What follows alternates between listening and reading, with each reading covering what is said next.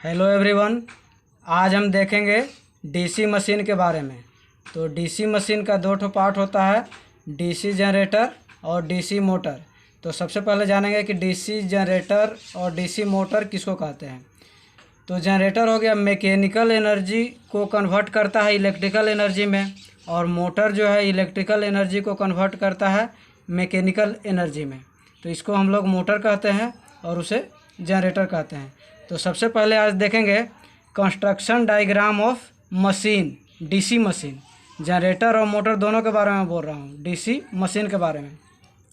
तो सबसे पहले यहाँ पे है शाफ्ट, एक तो हम बना दिए, ठीक है, ये शाफ्ट है। फिर इसके बाद हम लोग कम्यूटेटर ये बनाए हैं, कम्यूटेटर ये हो गया। तो सारा चीज़ के बारे में मैं बारी बारी से आपको आगे बताऊंगा, लेकिन अभी केवल नाम याद रखना है। ये शाफ्ट है, इसके ऊपर कम्यूटेटर लगा दिए हैं, कम्यूटेटर है। कम्यूटेटर के ऊपर कार्बन ब्रश ही हो गया। फिर इसके बाद हम लोग क्या किए हैं, आर्मेचर कोर ही हो गया, आर्मेचर कोर। और आर्मेचर कोर के अंदर कंडक्टर से आर्मेचर वाइंडिंग किए हैं, ठीक। ये जो डॉट दिखा रहा है, ये दिखा रहा है क्या, कंडक्टर को दिखा रहा है, यानी आर्मेचर में कंडक्टर रखा हुआ है, तो ये आर्मेचर वाइंडिंग हो गया। तो ये जितना जो चीज़ अभी जो इतना जो बताए हैं, ये सब क्या चीज़ क्या है, रोटेशन के यानी रोटरी पार्ट के लिए हो गया, ठीक है। तो अब स्टेशनरी पार्ट में क्या क्या रहता है, तो स्टेशनरी पार्ट में रहेगा फील्ड वाइंडिंग।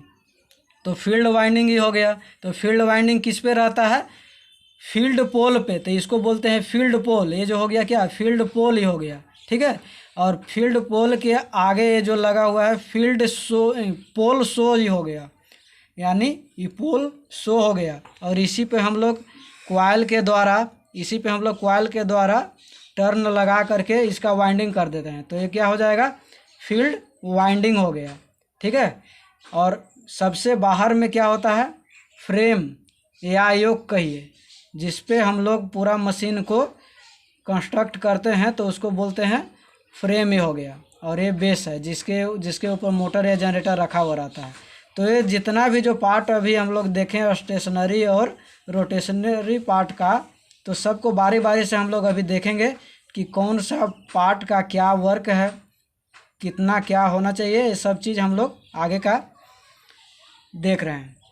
तो सबसे पहले आता है DC machine divided into two part. DC machine दो पार्ट में डिवाइड होता है। मैं डीसी जनरेटर और डीसी मोटर दोनों के बारे में बोल रहा हूँ। तो DC machine divided into two part. तो पहला क्या हो गया, स्टेशनरी पार्ट, जिसको स्टेटर बोल दिए। दूसरा क्या होगा, रोटेटिंग पार्ट, जिसको रोटर बोल दिए। तो सबसे पहले देखते हैं स्टेटर। तो मशीन का वह पार्ट जो स्थिर रहता है उसे स्टेटर कहते हैं। इसमें फील्ड वाइंडिंग की जाती है, किसमें, स्टेटर में फील्ड वाइंडिंग की जाती है। फील्ड वाइंडिंग किया हुआ है फील्ड पोल पे, ठीक है। तो इसमें फील्ड वाइंडिंग किया जाता है स्टेटर में। यह मैग्नेटिक फील्ड से डील करती है, यानी मैग्नेटिक फील्ड को उत्पन्न करता है कौन, स्टेटर, ठीक है। अब स्टेटर में बहुत सारा पार्ट, अभी भी हम देखे थे कि स्टेटर में बहुत सारा पार्ट है, तो बारी बारी से हम देख रहे हैं। तो सबसे पहले देख रहे हैं क्या, योक या फ्रेम बोलिए। तो योक क्या है, तो योक जो बाहरी जो ढांचा जो रहता है मशीन का, कोई भी मोटर हो या जनरेटर हो, उसका बाहरी ढांचा को हम लोग योक बोलते हैं। यह मशीन का ढांचा होता है, उसको योक बोलें या फिर फ्रेम बोलें। तो इसका काम क्या है, मैग्नेटिक सर्किट को पूरा करने का यह कार्य करता है, कौन, योक या फ्रेम। यह मशीन को मैकेनिकल स्ट्रेंथ यानी मैकेनिकल मजबूती भी प्रदान करता है योक। यह मशीन के सभी भागों को सुरक्षित रखता है, ठीक है। योक जो है सभी भागों को सुरक्षित रखता है, आंतरिक जितना भी जो पार्ट जो जुड़ा हुआ है इसको वह सुरक्षित रखता है। ये बना हुआ होता है कास्ट आयरन का। तो ये हमेशा एग्जाम में आता है क्या, कि योक या फ्रेम क्या चीज़ का बना हुआ रहता है, तो कास्ट आयरन या सिलिकॉन स्टील का बना हुआ रहता है। यदि बड़ा मशीन यदि रहेगा तो कास्ट आयरन का बना हुआ रहेगा। यदि छोटा मशीन यदि रहेगा तो कास्ट आयरन का बना हुआ रहता है। और यदि बड़ा मशीन यदि रहेगा तब वहाँ पे कास्ट स्टील का बना हुआ रहता है। अब फिर दूसरा क्या है, दूसरा अभी हम देखें क्या, फील्ड पोल, ठीक है, ये हो गया क्या, ये हो गया फील्ड पोल, ये हो गया फील्ड पोल ए वाला। तो ये फील्ड पोल हो गया। किसी भी मशीन में कम से कम 2 फील्ड पोल होते हैं, तो एक ठो ए और एक ठो ए। तो इसमें क्या है, 1 2 3 4 फील्ड पोल हैं। तो कम से कम बोल रहा है कि 2 तो होगा ही, क्योंकि नॉर्थ और साउथ होना चाहिए। ठीक है, तो कम से कम 2 को होना चाहिए। और ये भी क्या चीज़ का बना हुआ रहता है, कास्ट आयरन का बना हुआ रहता है, और या फिर कास्ट स्टील का बना हुआ रहता है। फील्ड पोल पर कॉइल को लपेटकर फील्ड वाइंडिंग की जाती है, और फील्ड जो पोल है इसी पर कॉइल को लपेट करके फील्ड वाइंडिंग, अभी जो यहाँ पे जो बोल रहे हैं ये फील्ड वाइंडिंग किया हुआ है। ठीक, फील्ड वाइंडिंग करने के बाद इससे मैग्नेटिक फ्लक्स करंट जाने पर निकलेगा, मैग्नेट जैसा बिहेव करने लगेगा, तो फील्ड वाइंडिंग हो गया। अब पोल सोज क्या होता है, जैसे बड़ा बड़ा जो मशीन होता है उसमें फील्ड पोल के साथ पोल सोज भी लगाया जाता है। ये भी कास्ट आयरन या कास्ट स्टील का बना हुआ रहता है। और इसमें एक चीज़ और क्या करते हैं, ये जो फील्ड पोल जो है वो लेमिनेटेड नहीं होता है, फील्ड पोल लेमिनेटेड नहीं होता है, लेकिन पोल सोज को हम लोग लेमिनेटेड किए हुए रहते हैं। और इसका काम क्या है, यह मैग्नेटिक फ्लक्स को एक समान रास्ता प्रदान करता है। मैग्नेटिक का जो फ्लक्स ये जो उत्पन्न जो करेगा इसको एक समान रास्ता प्रदान करेगा, यानी सभी जगह का रिलक्टेंस इसको एक जैसा अनुभव कराएगा। तो वो उसके लिए क्या हो गया, एक समान रास्ता प्रदान करता है। अब चौथा क्या है, फील्ड वाइंडिंग। बहुत सारे कॉइल को फील्ड पोल पर लपेटकर फील्ड वाइंडिंग किया जाता है। ठीक है, यानी बहुत सारे कॉइल को फील्ड पोल पर यानी इस पे लपेट करके टर्न लगाया हुआ है, 1 टर्न 2 टर्न 3 टर्न। तो यानी बहुत सारे कॉइल को लपेट करके हम लोग क्या करते हैं, फील्ड का वाइंडिंग किया जाता है। और लेमिनेटेड करंट कैरिंग कॉइल इसमें रहता है, ये इसमें करंट जाएगा तभी तो ये मैग्नेट जैसा बिहेव करेगा। तो ये लेमिनेटेड रहता है, करंट कैरिंग कॉइल रहता है। फिर इसमें क्या रहता है, मैग्नेटिक फील्ड ये जनरेट करता है, कौन, फील्ड वाइंडिंग।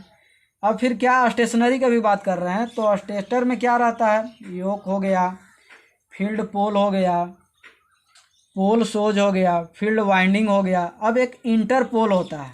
तो इंटरपोल का क्या कार्य है, इंटरपोल मुख्य पोल के समान है। यह मुख्य पोल है, यानी मुख्य पोल कौन सा, यानी फील्ड वाइंडिंग यानी फील्ड पोल, इसी के समान ये भी है। तो इसका कार्य क्या है, यह मुख्य पोल के बीच योक पर स्थिर रहता है। यह मुख्य पोल ये है और ये दोनों के बीच में स्थिर रहता है, किस पे, योक पे। तो ये हो गया इंटरपोल हो गया। ठीक, इसका कार्य क्या है, इंटरपोल आर्मेचर रिएक्शन के प्रभाव को कम करता है। तो आर्मेचर रिएक्शन क्या है, तो अभी तो हम लोग इंट्रोडक्शन देख रहे हैं, जब आगे देखेंगे तो हम इस पर डिटेल में जाएंगे कि आर्मेचर रिएक्शन क्या होता है। तो अभी इतना जानेंगे कि आर्मेचर रिएक्शन को कम करने के लिए हम लोग इंटरपोल को लगाते हैं। तो अब फिर आएंगे क्या, वर्किंग प्रिंसिपल के बारे में। तो हल्का सा ये जानते हैं कि जनरेटर और मोटर में वर्किंग प्रिंसिपल किस पर आधारित होता है। तो जनरेटर के केस में Faraday law of electromagnetic induction पर कार्य करता है जनरेटर के केस में, या फिर Fleming's right hand rule, Fleming का राइट हैंड रूल के आधार पर जनरेटर कार्य करता है।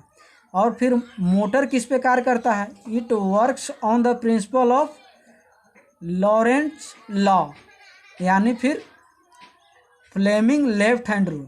तो यानी आसान भाषा में क्या कहें, जनरेटर क्या होता है, राइट हैंड रूल पे कार्य करता है फ्लेमिंग का, और मोटर क्या करता है, लेफ्ट हैंड रूल पे कार्य करता है। तो आज के वीडियो में इतना ही हम लोग देखेंगे कि स्टेटर में कौन कौन सा हो गया, तो योक हो गया, पोल सोज फील्ड पोल हो गया, पोल सोज हो गया, फील्ड वाइंडिंग हो गया, इंटरपोल हो गया। अब आगे का वीडियो में हम देखेंगे कि रोटेटिंग पार्ट यानी फिर रोटर में कौन कौन से पार्ट होते हैं, उसके बारे में हम लोग जानेंगे। ठीक है, thank you all of you.